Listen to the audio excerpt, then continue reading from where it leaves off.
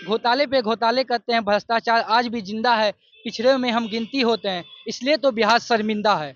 जब खाने वाले इतने बकरा हो तो बकरा पुल कैसे रह पाएगा, भ्रष्टाचार की बहाव में आकर नदी में धाराशायी हो जाएगा। सरकारों की लापरवाही है, कौन इसका जिम्मेदार होगा, ऊपर से नीचे तक भ्रष्ट बैठे हैं, किसका ये व्यापार होगा। अगर ऐसी दशा रही बिहार की तो कितने पुल और बहेंगे, बिना सीमेंट की बनी इमारत के सिर्फ मलबे ही दिखेंगे। 26 वर्षों में 17,000 से अधिक डॉक्टर बना चुका बिहार एवं झारखंड के छात्रों के बीच विश्वसनीय संस्थान गोल। देखिए, इस वक्त हमारे साथ एक युवक मौजूद है जो काफी अच्छा कविता लिखते हैं और कविता गाते भी। और आपको बता दें कि इन्होंने कई सारी कविता भी लिखी है, कई सारी इनकी बुक्स निकली है। और वहीं इस वक्त ये हमारे साथ मौजूद है और इनसे कुछ कविता सुनते हैं। सबसे पहले तो आपका नाम क्या हुआ? गौतम केसरी। अच्छा, क्या क्या करते हैं? मैं एक कवि लेखक हूँ। कवि हाँ, लेखक है, तो कोई कविता सुनाएंगे? बिल्कुल बिल्कुल। सुनाइए तो। अभी मैंने एक शहर पे कविता, गांव पे अपनी कविता लिखी है। तो जो शहर के लोग रहते हैं ना, शहरों में तो विकास हो चुका है, जैसे ये पटना है, यहाँ बहुत बड़ा विकास हो चुका है, लेकिन गांव में विकास नहीं हुआ है। तो मैंने अपने गांव पे कविता लिखी है। शहरों में रहकर विकास की बात करे हैं, कभी आइए गांव में। शहरों में रहकर विकास की बात करे हैं, कभी आइए गांव में। देखिए भूख गरीबी की पीड़ा को, कुछ दिन बिताइए गांव में। दो रोटी कमाने के लिए लोग दिन रात खटा करते हैं, कभी वो भी ना मिले तो भूखे पेट सो जाया करते हैं। देखिए माओ की लाचारी को, दिल पिघल जाएगा। छोटे छोटे बच्चों की बीमारी को, दिल दहल जाएगा। टेक्नोलॉजी की बात करें हैं, मरते हैं लोग अस्पताल के अभाव में। कभी आइए गांव में, देखिए भूख गरीबी की पीड़ा को, कुछ दिन बिताइए गांव में।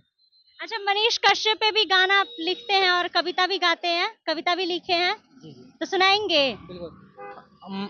मनीष कश्यप भैया जो है ना, एक बहुत बड़े अच्छे पत्रकार है। उन्होंने समाज के छोटे छोटे वर्गों को अच्छा काम, न्याय दिलाया है। तो मैंने उस टाइम उन पर एक कविता लिखी थी।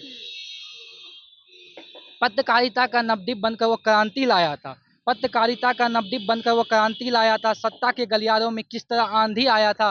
राजा को राजा चोर को चोर कहने की हिम्मत रखता था। राजा को राजा चोर को चोर कहने की हिम्मत रखता था। जनता की आवाज बनकर निडर होकर कहता था। पर भ्रष्ट शासन को सच स्वीकार नहीं, कोई उनसे अपना हक मांगे। गरीबों की बात करे, मजदूरों के लिए न्याय मांगे। लोकतंत्र में अपनी हक की बात करना क्या हमारा अधिकार नहीं है? लोकतंत्र में अपनी हक की बात करना क्या हमारा अधिकार नहीं है? तो बोलो उनको सच सुनना फिर क्यों स्वीकार नहीं है?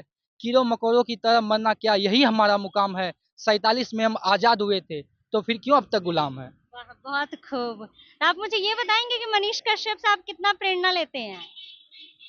उसकी उसकी मनीष भैया की पत्रकारिता से मैं बहुत प्रेरणा लेता हूँ।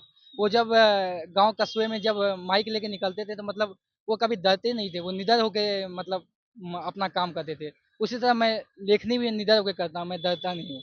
अच्छा, तो कब से आप ये कविता लिखने का काम करते हैं? मैं 4-5 सालों से लिख रहा हूँ। तो मतलब आपको आइडिया कहाँ से आया कि मुझे कविता लिखना चाहिए? और मैं ये भी सुनी हूँ कि आप राजनीति पर भी काफी कटाक्ष करते हुए कविता लिखते हैं। हाँ, कुछ चीज़ें मुझे जो गलत लगती है, मैं उस पर लिख देता हूँ कि उस समाज समाज की चीज़ों को ही दिखाता हूँ, समाज की चीज़ों को ही लिखता हूँ। अच्छा, तो उस पे भी थोड़ा गा के बताइए हाँ, तो।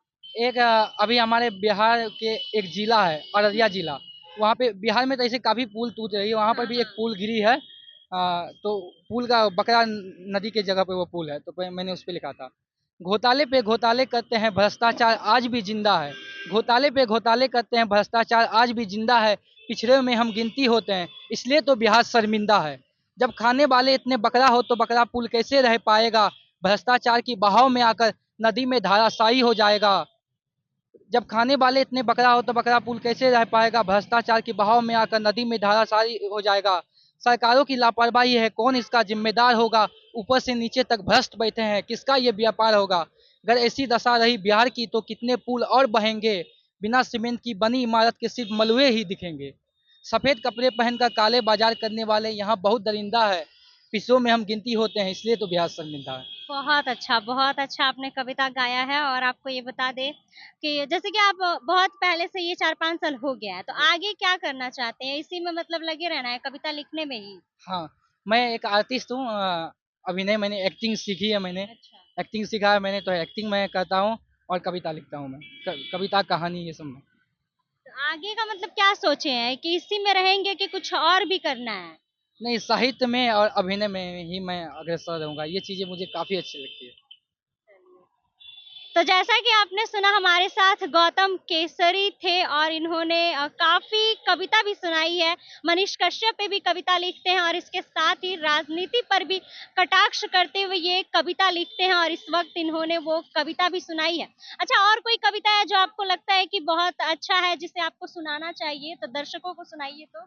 हाँ, काफ़ी ऐसी कविताएँ हैं। एक मैंने इधर ही कविता लिखी है, गीत है ये, मोटिवेशन गीत है, लेकिन मुझे गाना तो नहीं आता है, लेकिन फिर भी मैंने लिखा है। चलो चले चले राह पर चले, फिर से सुना रहा हूँ। चलो चले चले राह पर चले, जिंदगी के मेल है नए फूल खिले, घर है यहाँ लोग है यहीं, रास्ते अलग है जाना है कहीं, सफर है कठिन कदम तो बढ़े, चलो चले चले राह पर चले, मंजिलों को पाएंगे जीत कर आएंगे, मुस्कुरा के हम तुम गीत वही गाएंगे, सपने हैं बड़े जिद पे है अरे, आसमां को छू कर चांद तक चले, चलो चले चले राह पर चले। बाकी आप कमेंट में बताइएगा कि गौतम केसरी के गाने आपको कैसे लगे हैं। इसके साथ ही इनका जो कविता है और राजनीति पर भी और मनीष कश्यप पे भी इन्होंने जो कविता लिखा है उस पर आप क्या कहना चाहते हैं कमेंट में बताएं। फिलहाल इस खबर में बस इतना ही। ऐसे ही तमाम खबरों के लिए बने रहे हमारे साथ और देखते रहे सच टॉक।